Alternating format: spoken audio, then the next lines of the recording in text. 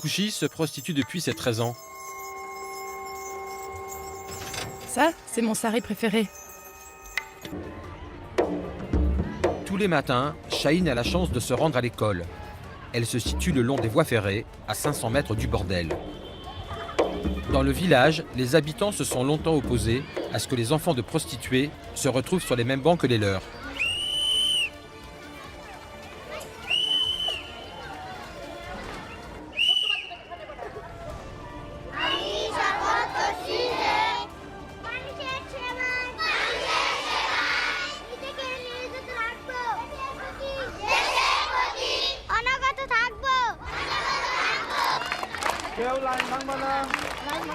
Cette école est réservée aux enfants de prostituées. Ils sont 500 ici. Elle a été créée par des ONG. Un peu de calme et sortez vos cahiers. Au Bangladesh, on trouve plusieurs types de districts. Dans ce que je viens de dire, est-ce qu'il y a des virgules et des points? Comme tous les après-midi, à la fin des cours, Chahine va chercher Ronnie dans la classe d'à côté. Est-ce que vous étudiez correctement à la maison? Oui. Vous ne faites pas de bêtises? Non. Vous vous appliquez? Oui.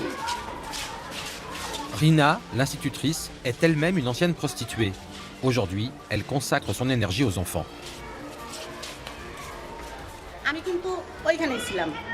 Je suis sortie du bordel il y a 13 ans. Grâce à mon passé, je comprends ces enfants mieux que personne. Ils sont méprisés et fortement influencés par la vie dans le bordel. Et après les cours, ils y retournent. C'est ça le problème.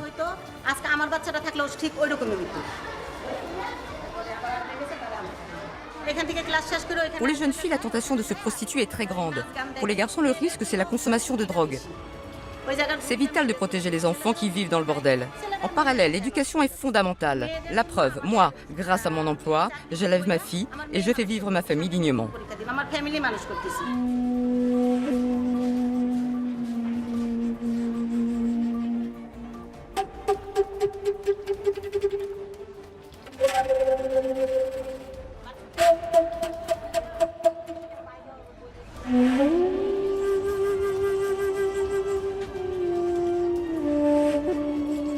Prostituées ou mères maquerelles, ce sont les femmes qui gèrent le bordel. Les seuls hommes sont les clients. Pour leur argent, les filles sont prêtes à tous les sacrifices. Contre 4 €, elles couchent sans préservatif. Kali n'a que 30 ans. Elle se prostitue depuis une quinzaine d'années. Quand elle a commencé, c'était une jeune fille fluette, mais peu attirante pour des hommes amateurs de forme généreuse. Son salut est venu d'un médicament appelé l'Oradexon.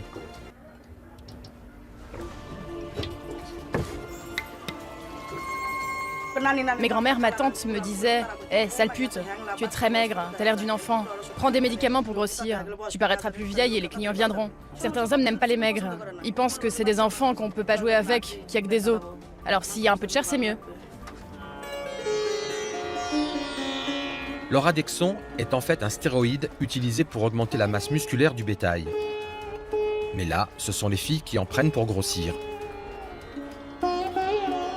Tu connais cette technique? Des fois, on injecte de l'eau dans les poulets pour augmenter le poids. Bah nous, c'est pareil, quand on en prend, on épaissit. Mais ça bousille le corps. Parfois, il y a des crises. Des gens explosent.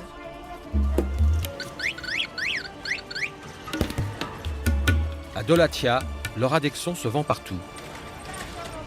Kali nous le prouve en caméra cachée. Vous avez de l'Oradexon? Oui, Donne-moi 10 plaquettes.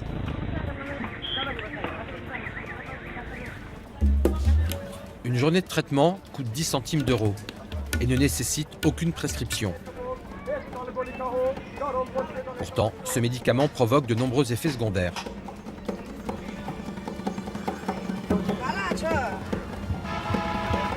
J'ai froid là, je me sens pas bien.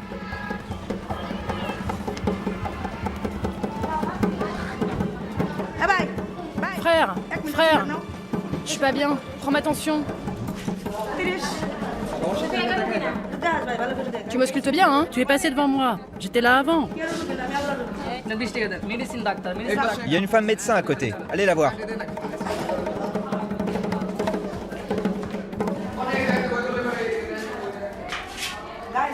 J'ai plus de sang dans mon corps, j'ai très mal à la tête. Quand je me sens comme ça, j'arrive pas à marcher. En plus, j'ai une douleur dans la poitrine quand je respire. C'est une douleur ancienne. Je vais pas voir de médecin car j'ai pas d'argent. J'ai peur qu'il m'envoie à l'hôpital et de devoir payer.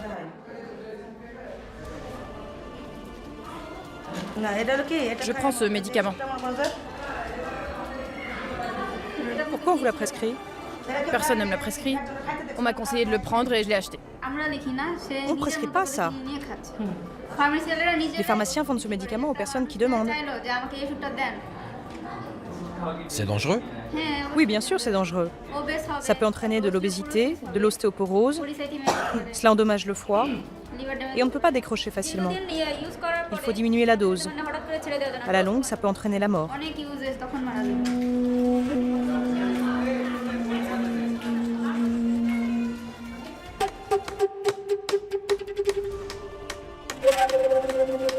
Tu as des copines qui en sont mortes? Oui. Il y a Lovely, Dolly, Shumi. Elles ne disaient pas qu'elles en prenaient, mais on l'a compris. Les médecins nous ont dit que les médicaments les ont tuées. À l'intérieur, du foie jusqu'à l'estomac. Moi, je me fous de savoir si je peux en mourir. Ce qui compte, c'est de gagner ma vie. Allah a appelé mes copines. Quand il m'appellera, je partirai aussi.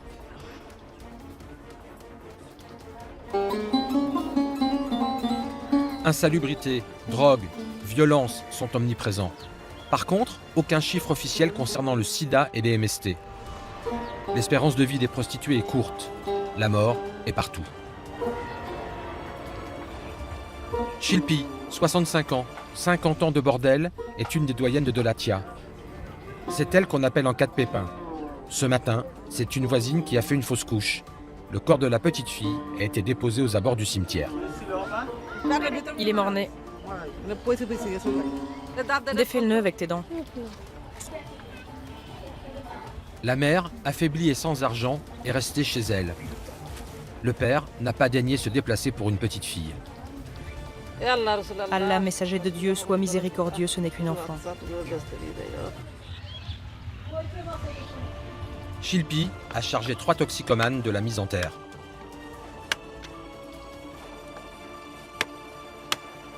À part eux, personne ne veut toucher le cadavre. J'ai dû les supplier pour qu'ils viennent. Pourquoi c'est toujours à moi de gérer les emmerdes?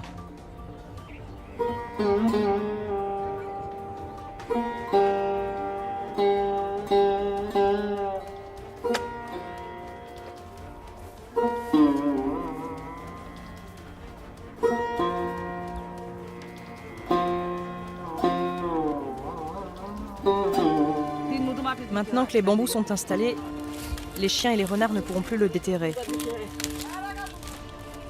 Même s'il est rudimentaire, les prostituées ont désormais un cimetière. Cela n'a pas toujours été le cas. Avant, on allait enterrer les défunts vers l'embarcadère. On creusait dans le sable et on enfouissait les cadavres. On a souvent été chassés. Les villageois nous obligeaient à récupérer le corps et à aller ailleurs. Alors on allait le jeter dans le fleuve.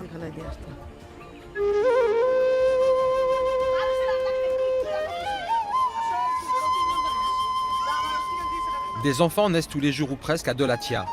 Plus de 700 y vivent au quotidien. C'est ainsi qu'a grandi Kaya, la fille de Shilpi. Et c'est ainsi que grandissent ses enfants à elle. Là, cherche des poux.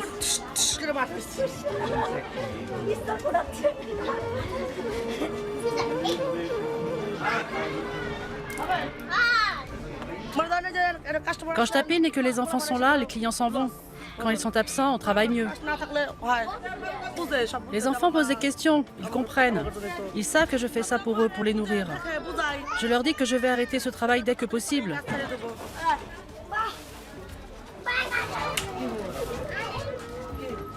Quoi? C'est ça? Ça? Lequel?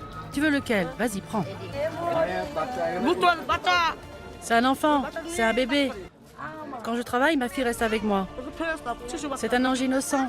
Tout le monde l'aime. Voilà, tu vas voir, je vais te mettre un bambou entre les cuisses. Fais pas ça. Oh mon Dieu, attention aux enfants, il faut qu'ils partent. Je sais pas ce qui se passe. C'est une histoire de famille. Elles sont sœurs. Lâche-la, mais lâche-la.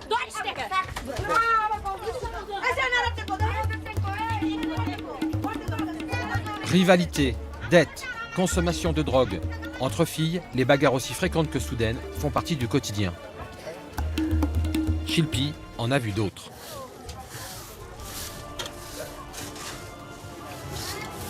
Je n'aime pas que quelqu'un d'autre fasse le ménage chez moi car j'ai peur que ça soit mal fait.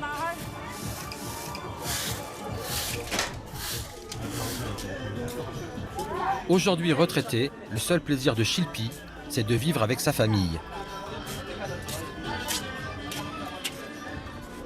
Ça, c'est ma chambre. Et j'habite ici avec mon petit-fils. Ses filles se prostituent à leur tour, à son grand regret. Elles sont nées dans la rue. J'étais dans le besoin et je n'ai pas pu bien les élever. J'aurais voulu qu'elles étudient, qu'elles mangent bien, qu'elles vivent bien. Je me sens responsable.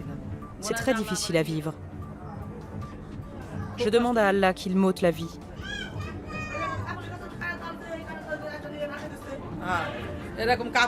J'ai pris un sari comme ça, je l'ai attaché au ventilateur et j'ai fait comme ça. Mon fils est venu et il a crié « Maman, maman !»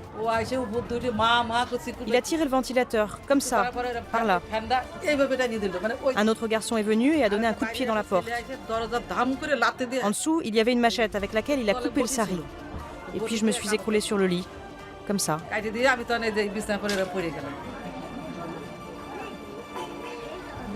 J'étais en train de faire une grande erreur, car le suicide est un grand péché.